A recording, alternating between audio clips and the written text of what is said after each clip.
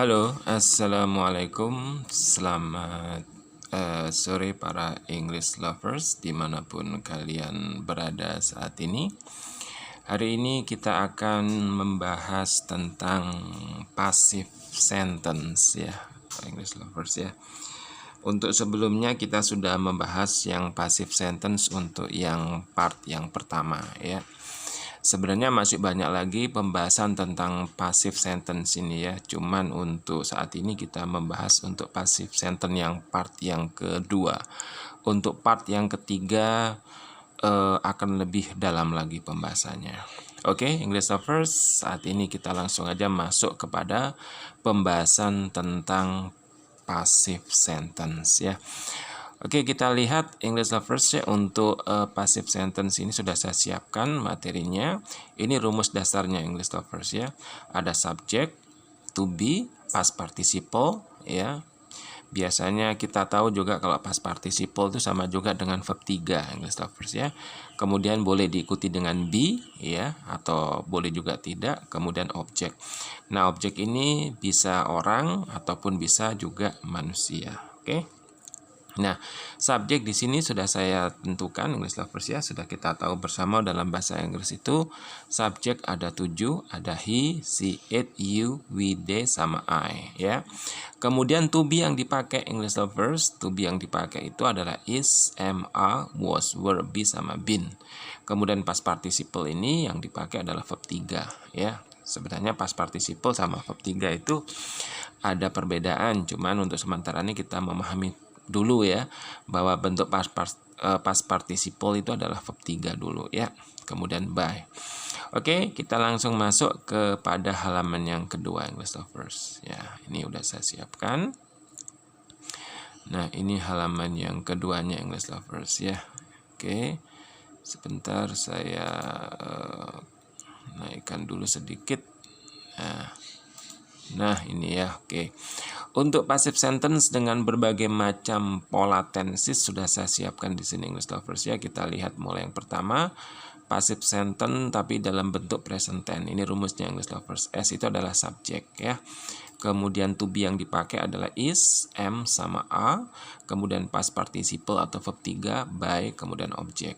Kemudian untuk passive present future English lovers itu kita pakai subjek, kemudian will, kemudian jangan lupa diikuti dengan be ya. Jadi to be yang dipakai untuk present future yang bentuk pasif ini adalah be ya. Kemudian past participle by, kemudian objek ya.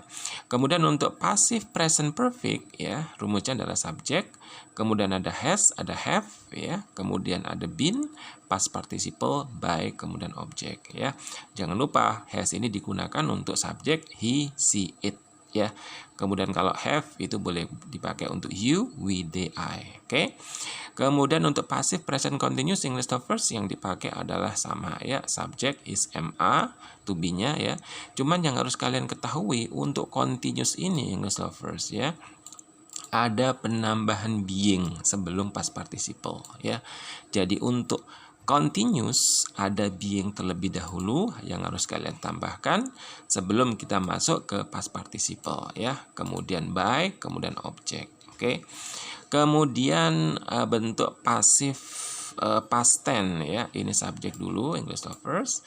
Kemudian ada was, ada were ya, yang dipakai was itu untuk subjek you, we, was itu untuk subjek he, she, it, dan I. Nah, gitu ya. He, she, it, dan I. Kalau were yang kalian pakai subjeknya adalah you, we, they. Kemudian past participle by, kemudian objek. Oke, itu ya. Kemudian pasif past perfect ya, ini ada subjek lebih dahulu English lovers. Kemudian ada had ya, jangan lupa kalau past perfect yang dipakai had ya. Had ini digunakan untuk semua subjek boleh ya. Ada you, we, they, he, she, it semua pakai had. Kemudian to be yang dipakai adalah been, kemudian past participle by, kemudian objek. Itu ya. Kemudian pasif past continuous. Nah, sama dengan yang continuous tadi ya. Cuma yang dipakai to be-nya adalah was, were English lovers. Ini ya, was, were. Kemudian karena continuous ada penambahan being ya. Kemudian past participle ataupun verb 3 by, objek ya. Kemudian yang terakhir pasif past future. Karena dia past, maka future-nya kita gunakan would, English lovers ya. Kemudian jangan lupa pakai be ya. Kemudian past participle by object.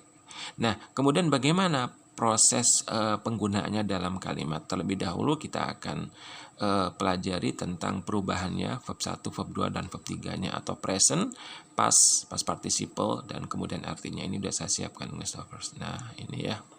Nah, ini. Jadi bentuk pertama itu dinamakan juga dengan present, English lovers. Ini ya.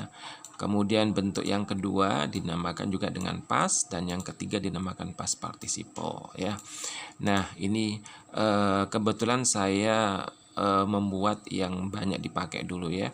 Ada call menjadi called ya. Ini bentuknya ya adalah yang beraturan, visit, visited, visited ya, mengunjungi.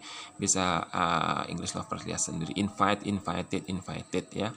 Take, took, taken, give, gave, given, bring, brought, brought ya, wait, waited, waited, need, needed, needed, repair, repaired, repaired, prepare, prepare, prepare. Ini kalau kita lihat mulai 1 sampai kemudian nomor 14 ini adalah bentuk yang beraturan semua, artinya dia ada penambahan ed. Sedangkan untuk yang 15 ini tetap tidak berubah, read ya membacanya. Kemudian complete, completed, completed, ini juga nggak beraturan, no, new noun ya. Kemudian understand, understood, understood ya. Kemudian send, send, send, take, took, take care, took care, sama taken care. Nah, yang harus kalian ketahui, English lovers, nanti untuk membuat kalimat pasif yang kalian pakai ini nih ya, verb 3 ini yang kalian pakai ini ya. Oke, saya kursorin. Nah, ini yang kalian pakai. Nah, ini ya. Jangan menggunakan verb 2 ataupun verb 3. Yang kalian pakai adalah past participle ataupun verb 3. Ini artinya sudah saya masukkan di sini. Tinggal English lovers nanti boleh menggunakan dalam pola kalimat dalam berbicara ya. Nah, kemudian bagaimana untuk penggunaannya? Ini sudah saya siapkan, English lovers. Nah, ini bisa kalian lihat di sini penggunaannya. Oke, ya ini bentuknya, English lovers ya. Akan sedikit saya kecilkan supaya paham, supaya lebih jelas lagi. Nah, ini. Oke, ya ini sebentar ya. Saya turunkan dulu. Nah, ini English lovers ya. Oke, ini saya rapikan dulu. Nah, oke, sudah begitu rapi ya. Nah, ini contoh penggunaannya, English lovers ya. Dari aktif menjadi pasif. Contohnya ini, English lovers, present tense. Tony opens the door ya. Ini kalau bentuk aktifnya semacam ini, English lovers. Tapi kalau dibuat dalam bentuk yang pasif, maka menjadi the door is opened by Tony ya, sesuai dengan rumus yang sudah saya jelaskan di atas tadi, English lovers ya. Kemudian juga present future, kita lihat Tony will open the door. Kalau menjadi pasif menjadi the door will be opened by Tony gitu ya. Kemudian present perfect ya, Tony has opened the door. Kalau menjadi pasif, the door has been opened by Tony ya. Kemudian present continuous tadi jangan lupa ya, ada penambahan being nanti ya untuk bentuk pasifnya. Tony is opening the door, maka bentuknya menjadi the door is being opened by Tony ya. Kemudian past tense juga sama dengan lovers. Tony opened the door yesterday, the door was opened by Tony yesterday. Jangan lupa keterangan waktunya ditaruh di belakang, tidak apa-apa English lovers ya, supaya kalian tidak bingung. Kemudian bentuk past future, English lovers, ini past future ya. Tony would open the door yesterday, the door would be opened by Tony yesterday. Jadi selama kalian nanti mengikuti rumus yang sudah saya jelaskan di atas tadi, maka bahasa Inggris Anda, bahasa Inggris kalian akan menjadi tepat. Kita lanjutkan dulu past perfect tense. Tony had opened the door yesterday, the door had been opened by Tony yesterday. Gitu ya. Dan yang terakhir past continuous, English lover, Tony was opening the door yesterday, the door was being opened by Tony yesterday. Itu pembahasan tentang bentuk pasif dari berbagai macam tenses yang sudah saya jelaskan di atas, English lovers ya. Semoga kalian tidak bingung, semoga kalian tetap semangat dalam belajar, dan jangan lupa apabila ada kesulitan bisa langsung tanya di nomor WA yang sudah ada di dalam kolom deskripsi yang sudah saya siapkan. Oke, English lovers, itu saja dulu pembahasan yang bisa saya jelaskan pada sore hari ini. Semoga bermanfaat. See you next time. Wassalamualaikum warahmatullahi wabarakatuh.